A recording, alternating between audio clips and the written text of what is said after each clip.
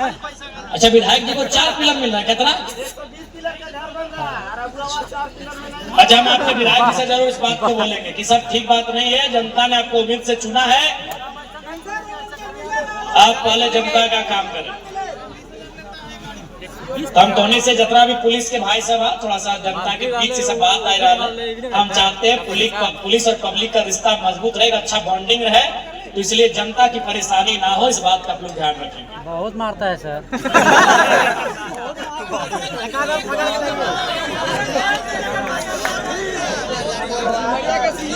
धैर्य शिकायत है,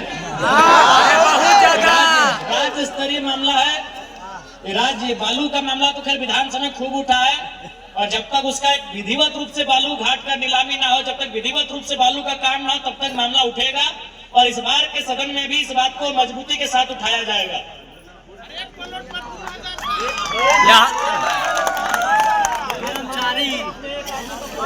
यहाँ पे बोला भी जाता है कि जो उसको भेज दिया जाएगा। धोनी के बीच से ऐसा थोड़ी है कि हमने कौन हवा में उड़ के राजनीति करे, हमने गांव से आवे तो हमने देखा है समस्या की है, तो निसंदेह हमने की ये विषय बहुत ही गंभीर विषय है बालू वाला, एक लेके मजबूत आवाज मजबूत खाका तैयार करके इस बार विधानसभा में बहस कर लेता है, बहुत ही ताकत के साथ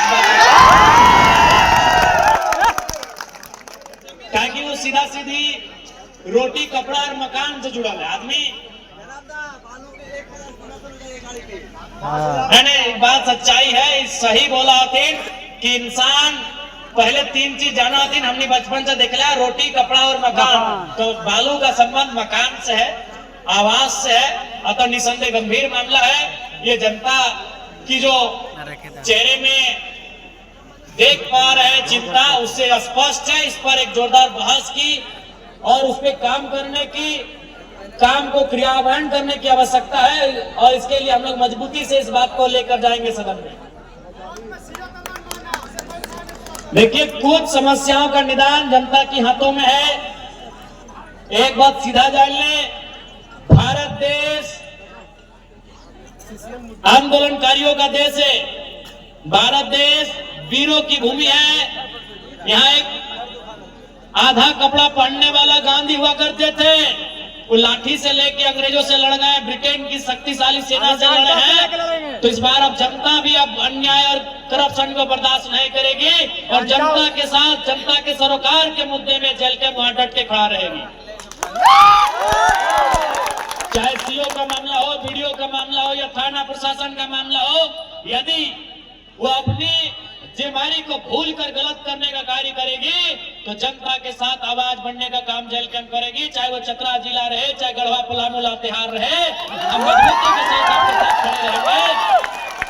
और बिल्कुल मैं आज इस मंच से देश के, प्रदेश के तमाम ऐसे जिम्मेदार लोग जिन्हें विधायिका कार्यपालिका कहते हैं, उनको कहेंगे भाई अब तो सुधरिए, जो भी विधायिका के लोग हैं, कार्यपालिका के लोग हैं, अब सुधरिए, क्योंकि अभी देखिए इंडोनेशिया में क्या हुआ, श्रीलंका में क्या हुआ, बांग्लादेश में क्या हुआ, नेपाल में क्या हुआ, वो दिन आप खराब ना करें कि यहाँ की जनता अब विधायकों के आवास को घेरने का काम करे, तमाम पदाधिकारियों को घेरे और उनके घर की ईंट उखाड़ के ले जाए, ये हालत भारत में ना पैदा करे, इसलिए आप सुधर जाना चाहिए। अब भारत के भी जो हुक्मरान हैं, इन्हें सुधारना चाहिए, इन्हें अपनी कार्यशैली में सुधार लाने की जरूरत है, नहीं तो नेपाल से भारत व क्रांति आने में समय नहीं लगेगा। नेपाल में प्रधानमंत्री और मंत्रियों को भागना पड़ा, बांग्लादेश में प्रधानमंत्री के घर घुसकर एक एक टीवी, एक एक रेफ्रिजरेटर उठा के लोग ले गए, श्रीलंका के राष्ट्रपति के घर घुसकर लोगों ने एक एक ईंटा को उखाड़ के ले गए। तो जो सोने की महल बना रहे हैं, वो सोने की महल अगर जनता चाह लेगी ना, एक एक ईंटा, एक एक छड़ी गिट्टी उखाड़ के ले जाएगी। वो हालत पैदा मत कीजिए, वो हालत पैदा मत कीजिए। और बिल्कुल मैं झारखंड के नौजवानों से कहूंगा कि आपका खून खोले, आपके रक्त में उबाल आए, आपको सवाल करना चाहिए कि आज नेता मंत्रियों की गाड़ियों की लाइन लंबी हो रही है और दवाओं की लिस्ट छोटी हो रही है अस्पतालों में। आज आपको यह सवाल करना होगा कि आज नेताओं और विधायकों की गाड़ियों की कतार लंबी हो रही है, लेकिन शिक्षा की व्यवस्था में कटौती हो रही है, स्वास्थ्य की व्यवस्था में कटौती हो रही है, आपकी नौकरियों की व्यवस्था में कटौती हो रही है। ये खून को खोलना ही चाहिए नौजवानों में। ये नौजवानों, आपको ये खून तो खोलना ही पड़ेगा। आपके रक्त में उबाल तो आपको लाना ही पड़ेगा कि सत्ता से, सिंहासन से, चुने हुए जनप्रतिनिधि से आपको सवाल पूछना होगा कि आपकी गाड़ियों का काफिला बढ़ गया, आपके घर की ईंटों की संख्या बढ़ गई और हमारी जिंदगी जसकीता से, इस सवाल का उत्तर आपको देना होगा। ये नहीं कि आपका जीवन केवल मोबाइल में चला जाए, आपका जीवन केवल इंस्टाग्राम और फेसबुक के पोस्ट में चला जाए। आज आपको भी हमारे पड़ोसी देश के जो युवा हैं, अब गलत है कि सही है तो वह देश के लोग जाने, लेकिन जो भारत तक न्यूज आया है कि उन्होंने करप्शन के खिलाफ जाके लड़ा है, और अगर ये सही है तो युवाओं से आज भारत के युवाओं को भी सीखने की आवश्यकता है। आज भारत के युवाओं की क्रांति एक स्टोरी तक सीमित रह गई। आज भारत के युवाओं की क्रांति एक स्टेटस तक सीमित रह गई। आज भारत के युवाओं की क्रांति फेसबुक के एक पोस्ट को शेयर करने तक रह गई। समय आया है कि अगर आनी पड़े तो सड़कों में आओ और जिस सत्ता को आपने बिठाया है, जिस सिंहासन को आपने जमाया है, उससे आंख दिखाकर तीखा बहस करो कि तुम कहां और हम कहां। इसका उत्तर देना होगा, इसका आपको उत्तर मांगना होगा। यह आप सभी का कर्तव्य बनता है और आपके उस उत्तर मांगने की लड़ाई में हम आपके साथ हैं। चूंकि समय ज्यादा नहीं लेंगे, दादा दो साहब नीचे इधर, दीदी सबका बात सुन के जाएंगे, बहन लोग सबका बात सुनेंगे, जरूर आपका बात सुनेंगे मेरी बहनों। ज्यादा समय नहीं लेंगे। आज चतरा की इस पावन धरती में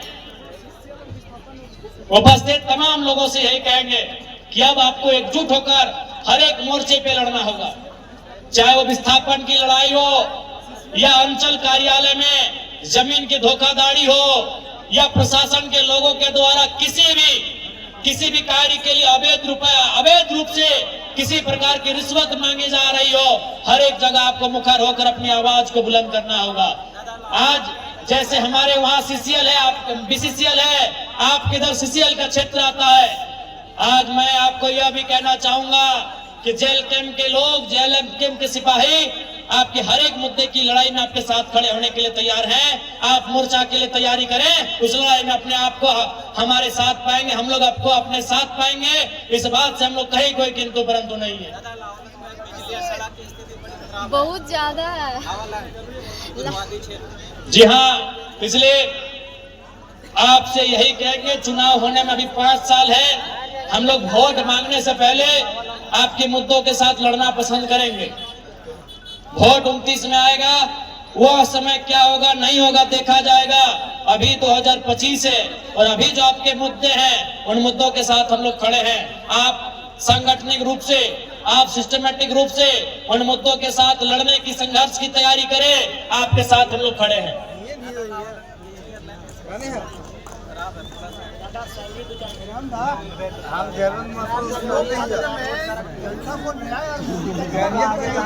बिल्कुल दादा, लेकिन आज चूंकि व्यवस्थाओं में जो भगत सिंह ने कहा था कि आजादी हम अंग्रेजों से तो ले लेंगे, लेकिन क्या वो आजादी गांवों तक जा पाएगी? आज वो सच्चाई है कि गांवों तक आजादी नहीं जा पा रही है। आज इस लोकतांत्रिक व्यवस्था में आम जनता की मौलिक अधिकारों का कहीं न कहीं हनन करने का कार्य किया जा रहा है। इसीलिए मैंने कहा कि आपकी आस्था धर्म पे हो सकती है, रखनी चाहिए, अच्छी बात है, लेकिन राजनीति को आपको समझना होगा और राजनीतिक सुधार करने की आपको आवश्यकता है। राजनीतिक सुधार हमारा लक्ष्य होना चाहिए। चूंकि समय का अभाव है, आज मेरे लड़का का हत्या हुआ 8 महीना हो गया और पुलिस आप अपना कागज दे दीजिएगा ना, तो हम देखेंगे। और चूंकि हमें यहाँ आने के बाद पता चला किसी आसपास के क्षेत्र के मुखिया चंद्रिका यादव और विनय सिंह भुक्ता जी की हत्या कर दी गई है, तो मैं सबसे पहले जिला पुलिस कप्तान से कहना चाहूंगा कि इस हत्याओं के पीछे की सच्चाई क्या है, उससे पर्दा उठाने का काम करें, नहीं तो सीबीआई जांच की मांग को हम लोग बुलंद करने का काम करेंगे।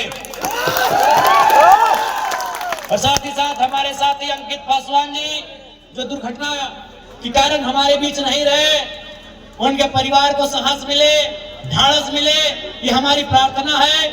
और नीतीश पासवान, माफ कीजिएगा, क्षमा चाहेंगे, नीतीश पासवान भाई, नीतीश पासवान जो हमारे बीच नहीं रहे, हम श्रद्धांजलि अर्पित करते हैं और उनके माता पिता को यही कहेंगे कि चतरा का जेल के परिवार आपके दुख में आपके साथ खड़ा है। हालांकि दुख की घड़ी है, ये आकस्मिक घटनाएं हो जाती हैं जिसका मानव के पास कोई उत्तर नहीं रहता है। हम उनके परिवार के प्रति सहानुभूति रखते हैं, प्रार्थना करते हैं, उन्हें शोक की घड़ी में साहस और ढाढ़स मिले, ये हम प्रार्थना करते हैं। दादा अमरपाली में एनटीपीसी अमरपाली है टंडवा क्षेत्र में, वहाँ आप देखिए मेरे प्यारे भाइयों, जो भी आपकी समस्याएं रहेंगी, आप उन समस्याओं को लिखित रूप से हमारे चतरा जिला की जिला टीम उनको देने का काम करेंगे। वो उस समस्याओं को हम तक पहुंचाएंगे। यदि समाधान हो जाता है तो ठीक है, नहीं तो उनको सदन तक ले जाने का जिम्मा हमारा होगा, ये आपको आश्वस्त कर रहे हैं। विधायक जब जीतते हैं उससे पहले आते 75% यहाँ के लोगों को रोजगार एनटीपीसी अमरपाली में मिलेगा। जीतने के बाद कोई चेहरा भी नहीं देखता, सांसद महोदय या विधायक महोदय कोई भी हो। मैं निसंदेह इस बात को लेकर भी हम लोग लड़ाई लड़ेंगे कि भाई स्थानीय लोगों को निजी कंपनियों में भी 75% आरक्षण की जो व्यवस्था की बात सरकार ने कही है, उसे पुरजोर रूप से धरातल पे लागू किया जाए, उसे दिखाया जाए।